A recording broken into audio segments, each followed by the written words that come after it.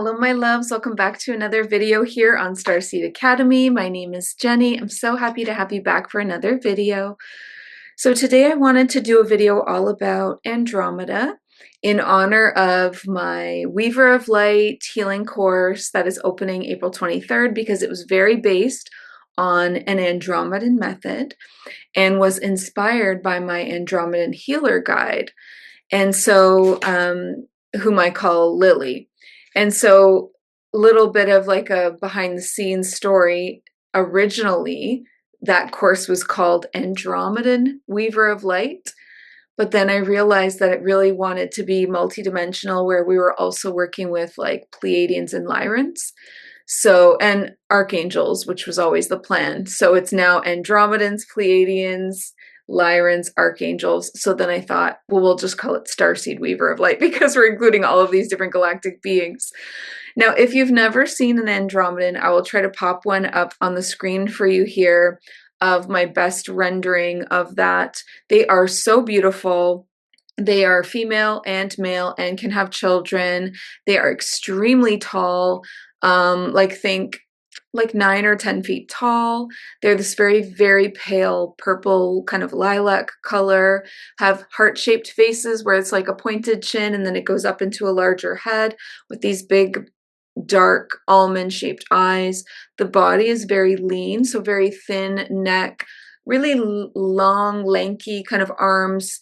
And then instead of having 5 fingers, they've got 3 fingers and a thumb, which are also very long torsos, long legs, and then on the feet, we've got 3 toes. So long, lean, lanky, graceful. So graceful in the way that they move their bodies. And the Andromedans are known to be really powerful weavers. So weavers of light, weavers of energy, weavers of creation, weavers of matter.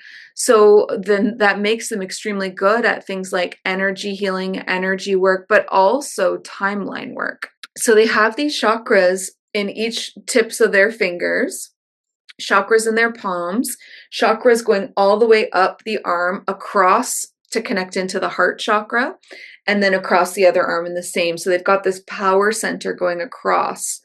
And then they use their arms and their hands to like move and weave energy with these power center chakras. So you can visualize maybe how powerful that would be for an Andromedan to work on you, because they are able to like pull energy out of the body that's not meant to be there, strip things away, and then weave in like new frequencies, light, healing. They create timelines which look like them kind of opening a portal with all of those chakras in their hands, and then starting to weave into that all of the little pieces that you want that timeline to have. Now, here on Earth, when we do timeline work, we're actually choosing a timeline that already exists. So we're choosing, well, what's the highest possible Earth experience in existence that I can align to and frequency match and kind of snap into reality there. But Andromedans literally create timelines out of nothing. Like they're weavers of creation and matter. So if you have Andromedan coding, DNA, past lives, you're going to be a real natural at a lot of these things. And I do get sent a lot of Andromedan clients. I really do. And I try to bring them into Weaver of Light because I know that because that course is based in Andromedan technology, it will awaken the remembrance and the activation of their own centers and the methods and stuff like that. Okay. So let's start and talk about there's 2 things that are Andromedan. There's the constellation and then there's the galaxy. I want to focus mostly on the constellation and then talk a little bit about the galaxy at the end. So in the constellation, and if I have a picture, I'll pop it up here. The first thing that I want to talk about is the star closest to the galaxy is called Mu, M-U. And I think this is where a lot of confusion comes in, because a lot of people talk about Mu, the ancient civilization of Mu, and I think some people think that they're talking about Lemuria, but I'm wondering now if they're tapping into this Andromedan place because it's called Mu. So I don't know. But so Mu is the closest star to the galaxy. And then we're going to start with that, and then we'll move further away from the galaxy, and you'll see how the energy changes. So in the star, the star of Mu, the planets that would be supported and surrounding that are the vision that I got of these worlds, these planets were like conservation planets. So one that I was shown was a Terra planet, which is a land planet, a conservation world, and it was fields of wildflowers, taller than humans, but because the Andromedans are so tall, it was just like brushing like around their chest height as they were walking through. Crazy tall and strong and thick stalks on these beautiful multicolored wildflowers.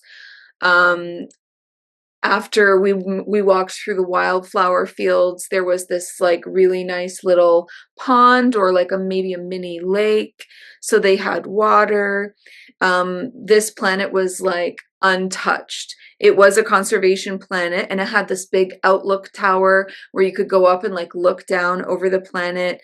And when I was there, it just felt like a summer day. I could hear sounds of like insects and birds and animals and nature, and it was really nice. It was really, really beautiful.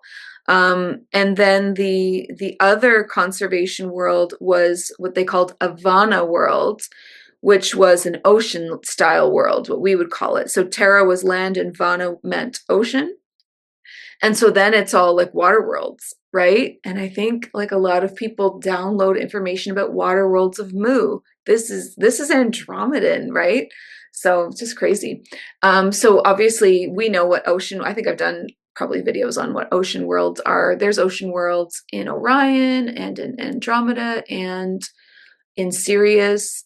And that means that the beings there would be aquatic beings, right? So there would be some things would be similar to what we have on Earth, like octopuses seem to be everywhere. I think they're actually very galactic. I don't even know if they ever originated on Earth. They feel very alien. I see dolphins all around our galaxy of the Milky Way. I see octopuses, octopi, dolphins, and whales seem to be everywhere, but then it starts to look different. You know how we on Earth have different things. We have turtles, and we don't really see them everywhere. Our fish maybe look a little different. But then there's also aquatic, like almost like a humanoid style, maybe what some people would think of as like a mermaid, but not like a pretty Ariel style mermaid, like one that really looks like has gills and sharp teeth and no hair and that style of a being. So the whole point of these conservation planets, so these conservation worlds, is to make sure that these worlds are extremely protected, and nobody can go and live there unless they're a natural inhabitant. So there's no building, there's no cities, there's no technologies really, like it's very natural and stripped back, and that's very intentional. And they were also saying that the frequency gets higher the closer you get to the galaxy of M31. And so since Mu and the planets were the closest ones to that, they were like a much higher frequency and a very pure frequency. And so they really try to protect those worlds. So all those were conservation worlds and very protected places. But then if you pull back and we start talking about two stars that seemed very similar, so Almach and Mirach. So these two stars, and the planets, that are within the range of those two stars are very high tech, very advanced, very cultivated. Reminded me of like Atlantis when it was in a good vibe, like when it was in its beautiful higher energy. So think clean energy, think a lot of clear building materials. The buildings themselves, the material that they use is clear. I have seen this material in so many like planets. I've seen it in Atlantis. I've seen it here in Andromeda. I've seen it on the moon. There is a material out there in our galaxy of the Milky Way that is stronger than steel. If anyone knows if it has a name, please drop it. It's stronger than steel. It's stronger than anything that we have here on Earth. It's so strong and it's clear, like transparent, and they use it to build. I know it's on the moon. I don't know what it's called, but it is definitely a galactic material. I saw that in these worlds. So these buildings were clear, and I've seen that in Atlantis so many times. It's so cool that it can be so strong, and then but it doesn't block the sun, and it's just really beautiful when everything is like it looks like a glass city, but it's so much stronger than glass. And a lot of civilizations favor that look and that material. So it's clean energy, these clear glass looking buildings, craft, like different size crafts, like, you know, smaller crafts, like spacecraft for like, you know, families, two person craft, family craft, and then we get into larger transportation crafts as well. And these were like the most populated worlds, the ones around Almach and Mirach. They had nature zones, but a lot of it was city. A lot of it was very like a lot of inhabitants, a lot of people there, a lot of busyness, like a city, but galactic and very cool looking. And they had councils. I asked a couple of questions about these cities because I knew we would want to know. I asked about like government, and they said that they had councils and leadership, and that there were things that were voted on. So okay, democracy. And then I asked, do people work? And I was asking this to my guide, by the way, Lily, which is an actual Andromedan, so very good source. Her full name is Lilanai, but I call her Lily. I asked about work, and she said that they don't like, think about like the origins of the word work, you know, like it was like very low vibrational for us to use that kind of a term, and that they would term it more something like the word purpose. Like everyone had a purpose. There were the builders, there were the facilitators, there were the teachers, there were the healers. Everyone had like a purpose, and they kind of like fit into the society in some way where they could be of service and support and give back. So yeah, there was an organization in this higher society as well. And then I asked about families, like, you know, do you have children? How does that work? And they did. You know, it was male and female that come together, and the mothers get pregnant. It's humanoid. Like there's the pregnancy happens inside the mother and she gives birth. Something that was very different though is how they raise their children. They raise their children in colonies, and I asked what a colony was, and she showed me like extended family. So like grandmothers, great grandmothers, all the aunties and cousins and all the women. No, that's not, it wasn't just women. I remember seeing men too. The colonies were, you had a colony that was your extended family, and when you were giving birth and raising your children, you all lived in like there was very large homes, and maybe also like multiple homes in one area, like one section. I don't really know what to call that. So colonies where children were raised together, that was actually extended family. And that the raising of children was like a family matter. Like everyone, all the children were raised together with all the parents. It wasn't so isolating the way that it is here on Earth. It's a very isolating experience for the parents and for the child. And this was way different.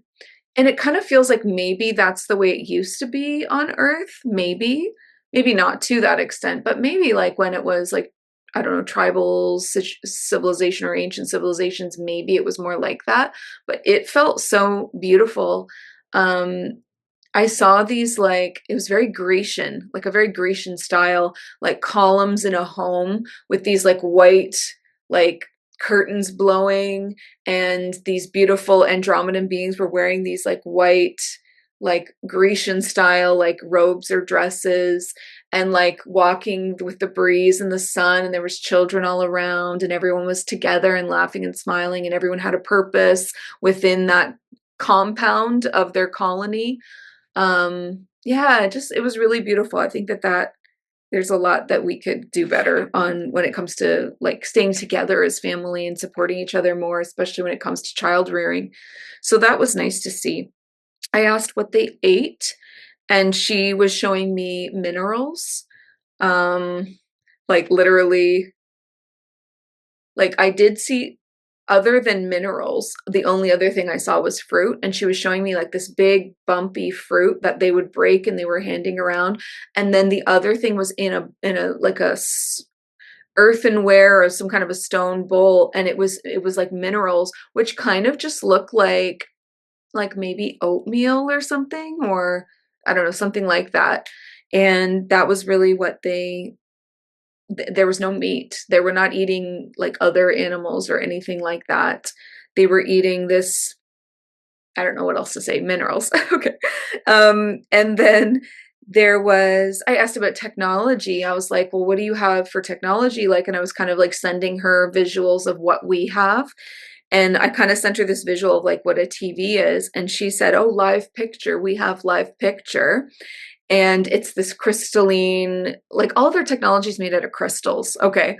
So there was this like crystalline, like large screen in a room, like near a wall in a room that could project live video, live picture, she called it, of areas. So they just have like, I don't know exactly how the technology works, if it's cameras or what it is, but they can like turn on a live picture of different areas of their world and just tune in. Nature zones, they can watch them, they can enjoy. There's also, she said in the live picture also was different announcements, votes, events, and things that might be important. So it was like basically like TV, but just like way nicer, way like high tech, and felt kind of holographic in a way. You know, like it was like it just was like this crystal screen that projected the image a couple of inches ahead of where the actual screen looked to be, almost like a hologram. It was really cool. I also asked about like cell phones. You know what I mean? Like, I don't know. I just want to know everything. Like, I mean, can you call someone and have a conversation with them? And she said again that it was all crystal tech, and that they had some kind of like a crystal communication on the wrist. I've seen this also in a lot of like galactic civilizations, where there's something that they can tap on their wrist that's small, really small, but then it projects a larger image, like the what'd you call it? The live picture. The screen is smaller than the projection of the picture. They only need a little bit of these crystals to create a large image, right? And that was what this was like. It was like something so small, like a pearl, the size of a pearl, and that you would like do something, tap it or something, and then it would project this thing. So yes, you could communicate with people, like, you know, call them, talk to them, see them, all of that. Absolutely, send messages, all of that. And she said that their crystal tech was like clean energy, and that the batteries that we use here are very toxic. Like that the whatever batteries we're using in everything, it seemed like she was saying it was all just like really toxic. And I think she was kind of commenting that about like all of our technology. It's not clean. You know, clean energy is so different. And also just something that I've heard a lot is like that Gaia has technology, we're just not utilizing it. Clean energy, free energy, this crystal technology, it's way more even advanced than the old like fossil fuels and batteries and stuff that we use, and it's better for the environment. And it's like we're intentionally being held back from that for some reason in our civilization. All these ideas and patents get shelved to keep us in like an old age that we've outgrown, but we can't outgrow it. You know, the way we still use fossil fuels is just crazy. So it's like, I mean, I know why, because it's just a whole video, right? About like the whole purpose of like the 3D matrix is to keep us locked into a lower frequency. And if we start to advance beyond that, then we advance beyond that. And that isn't what like the elites and the hidden powers, especially in inner earth, want. So that's why we're going to get there, right? No one can stop the ascension, and there's lots of videos on this channel about that. We're moving into the photon belts of light around Alcyone, and no one can stop that. And so we are going into a golden era where we will experience things like disclosure and clean energy and galactic technologies and all the things. It's all coming. Okay, so that was the two planets a little bit further away. So Mu was really close to the galaxy, which we call as humans M31. It's just the Andromedan galaxy. Mu was the conservation planets. Mirach and Almach were these high-tech Atlantis-style cities with these glass cities that were not actually glass. And then there's this other one that she covered, or she shared with me, that's right on another bordering constellation. I think it's Pegasus. It borders that, and it's the star called Alpheratz. And the worlds around that were a mixed bag, like mixed galactic beings, not a pure Andromedan frequency, like when you move in a little to the constellation, more a border, like a borderline thing. So this, she actually said the worlds in this area were actually a lower frequency than the ones deeper into the Andromedan constellation. And maybe that's because of the other worlds around it. I think that's the case. And she said in the worlds around Alpheratz on the border, there was more duality, more ego, more of that confrontation, resistance dynamic. It was also Andromeda's border patrol. So think when you go through like an airport, like there's this immigration control thing. There's that there.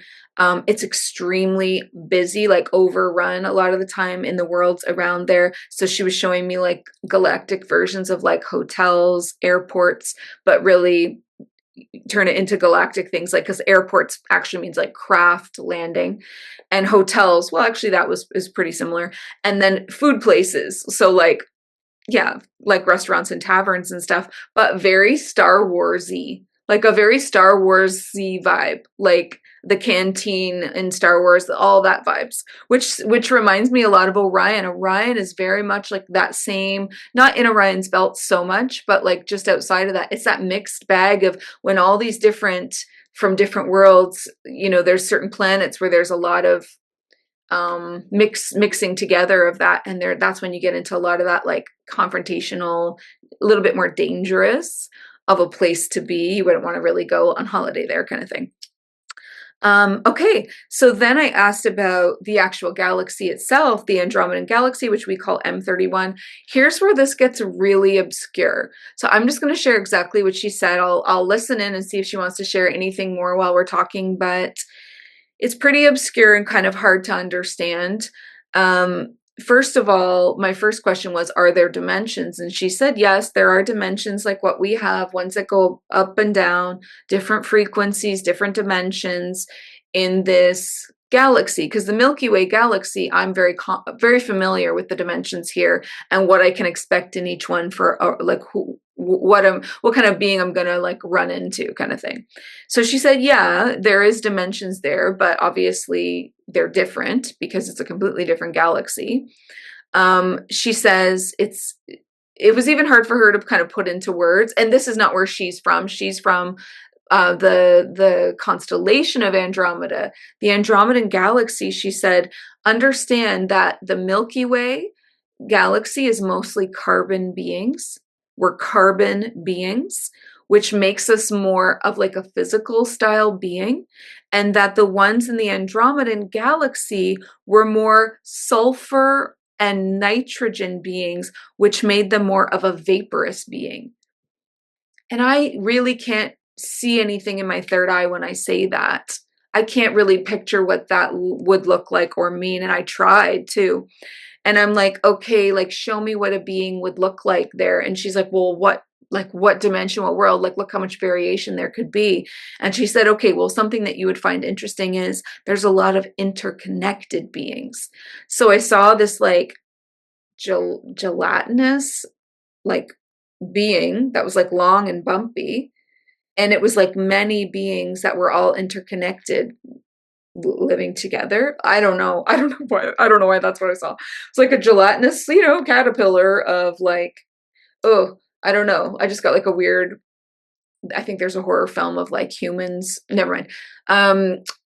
So it was like this gelatinous, like vaporous style caterpillar kind of being, but it was made up of interconnected beings. And I don't think that they could disconnect, but I think that that's normal for them. I don't like it. And then I said, well, like, is there gravity? And she said, yeah. And she showed me like something spinning, and like that the force, holds you on your own planet. So yeah, there's like a spinning, that there is gravity. It's so hard to put into words because I don't know how to even visualize. Like I can visualize non-physical beings, but now they're like etheric to me. They're made of light, they're in the ethers. After physical carbon comes crystalline, which is light made physical. After that comes actual light beings, which is etheric. And then after that, we get into like high angelics and source. I just don't know how to compute in my mind a vaporous being based on sulfur and nitrogen versus a carbon physical based being. Like I can't, and she couldn't really show me that. So if I get any more information about that, I will let you know, but that's as much as I can kind of like share. And then the last thing that she said, well, like galaxies tend to stay within their own environmental boundaries for this reason. So like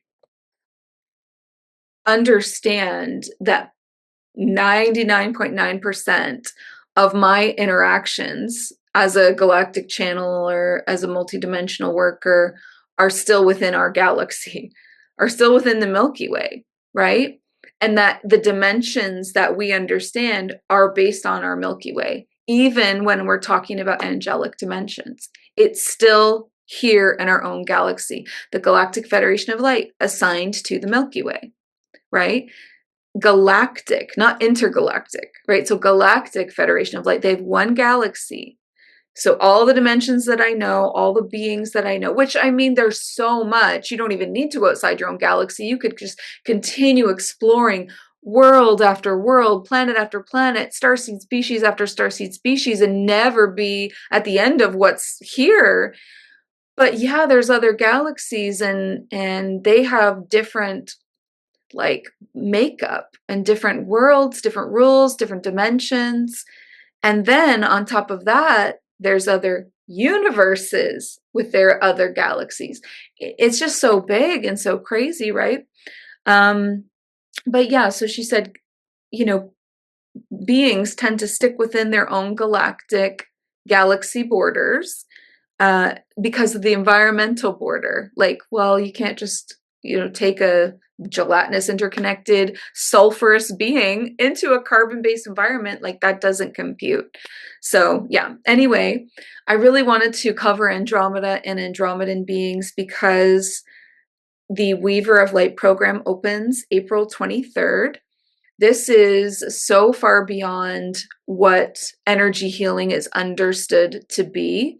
This is where instead of learning a certain like framework and method that you follow from start to finish and you do it again and again and again with different clients, rinse and repeat, rinse and repeat, rinse and repeat. Instead, this is so much more expansive than that. And it's for someone who's craving a more advanced and a more expanded expression of their gifts where they can really see what they're capable of, right? When you're ready for that. So it's where I teach you these advanced methods, such as psychic scanning, chakra rebuilds, system rebuilds, crystalline DNA activations, soul retrievals, entity removals, akashic healing, light language recoding, all kinds of stuff happening. But then I teach you psychic communication. And here's why those two things should go together. When you are sitting with a client, the most potent, accurate, detailed, and needed healing is going to be told to you by their spirit guides, their higher self, their guides, their counsels, their angels. They know what your client needs. and they want to help. They want to collaborate in that healing. So if you can psychically communicate with higher dimensional beings, angels, Lyrans, Pleiadians, Andromedans, whatever is coming through for them, Arcturians, truly each client will be different. Some will be very elemental. You'll all of a sudden there's all these dragons in your space. You just have to like roll with it. You need to learn then to be a true weaver of light, like an Andromedan is, to communicate with those beings in order to help your client the most, and then have the skill set of these advanced methods to back it up, right? So when a being says to you, oh, there's, trauma in a past life, okay, I know how to do Akashic healing, let's dive in together. And you're working alongside galactic beings, Akashic gatekeepers, and all of this. It's so much more than like a single session that you would just add to your business. Oh, I have a new certification, so now I can offer this session. Like, cool. Like, how far is that going to get you? How much transformation is that really going to get your client? How much can you really scale your business with that? This is more about, whoa, like I'm a master of healing of these advanced methods and communicating with spirit. Just send me in, because I know that every single session is going to be uniquely customized to what the client needs. I'm prepared for anything. And like I am literally channeling as I'm healing in the moment. It's so spontaneous, right? And if you think about the power of that, say you learned so you took a different healing course and you learned one method for a single session, and you do the same thing with every client. They don't all need the same thing at all. This particular client needed like intense like rays of white light to clear them because they had astral parasites in their aura. You didn't know. A different client needed a more fiery, hot energy of an activating energy to really turn on all the light switches of like remembrance and awakening and activating them into their power and their gifts. And it was very Lyran, and it was very light language, came through as this transmission of light language that turned it all on. Okay, that's totally different than what the first person needed. And then somebody else coming in and maybe they need a soul retrieval. Like they have a huge energy leak because there's a piece of them, like a splintered shard of the soul that's been left behind in a lower dimension. Okay, well, that's totally different. Or someone else that has a witch wound and needs such a soft touch. They need an angel, they need pink light, they need divine feminine, they need to feel like, to even allow healing in, they need to feel safe and soothed. And that's completely different energy. If you want to be a multidimensional healer and work with all the different kinds of frequencies out there and be guided by spirit so that you know exactly what that person needs and you truly know you're doing what's for their highest good, this is Weaver of Light. Are you ready for that? Because that's going to take you, your skill set, and your business to a completely new level. So I hope that I will see you inside, and we start April 23rd, so don't miss it. Okay, I hope that you enjoyed all of this information about Andromeda, and I hope to see many of you inside of Weaver of Light, where we'll be working very closely with Andromedans and Pleiadians and Lyrans and Archangels. That's like our main people that we'll be working with, although I'm going to tell you, ancestors always want to pop their heads in. They're nosy. So I'm guaranteed there'll be ancestors in there and dragons. I don't know why so many dragons working with humans right now. There'll be a mixture of a lot of things happening, and I just can't wait. It's so exciting. So, all right. Thank you so much. If you're still here at the end, you're a true OG. I love you. But before you go, please remember, listen to your heart and the quiet voice within, because you are so much more than the body you are in. I love you, beautiful starseed. Have a great rest of your day. Bye.